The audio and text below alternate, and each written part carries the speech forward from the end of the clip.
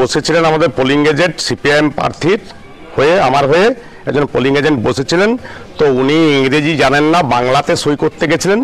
তো presiding officer তাকে allow করেননি, তাকে বের করে দিয়েছেন। যেখানে অন্যান্য এজেন্ট যারা ছিলেন, অন্যান্য পার্টির এজেন্ট, তারা সহযোগিতা করেছেন, কিন্তু যার আমাদের সহযোগিতা পাওয়ার কথা ইলেকশন কমিশনের লোক, যিনি প্রিসাইডিং অফিসার, আনফর্চুনেটলি তিনি কোনো ধরনের সহযোগিতা করেননি এবং কি তিনি তাকে বের করে দিয়েছেন।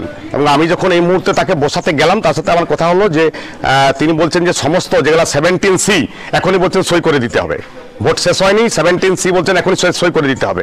আমি বললাম আপনি তাকেতে বসতে বলে পরে সেই মাঝখানে তো আমার যখন যা দরকার সই করানোর সেগুলো তো করিয়ে নিতে পারেন।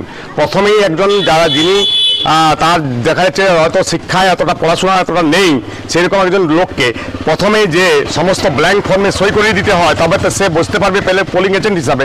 এটা তো ঠিক নয়, মাঝখানে তো সইগুলো করিয়ে নেওয়া যাবে।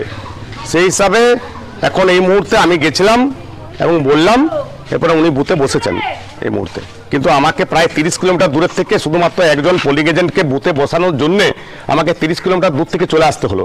এটা খুব দুর্ভাগ্যজনক এবং আমি মনে করি ইলেকশন কমিশনের এই বিষয়টা আরও বেশি সহনশীলতার সঙ্গে বিবেচনা করে এই বিষয়গুলো ভাবনা করা দরকার, যাতে এই ধরনের প্রিসাইডিং অফিসাররা যদি এই ধরনের অসহযোগিতা করেন, যে পোলিং এজেন্ট সবসময় চেষ্টা করা উচিত একজন প্রিসাইডিং অফিসারের, যাতে সমস্ত পার্টির পোলিং এজেন্টরা বসতে পারেন।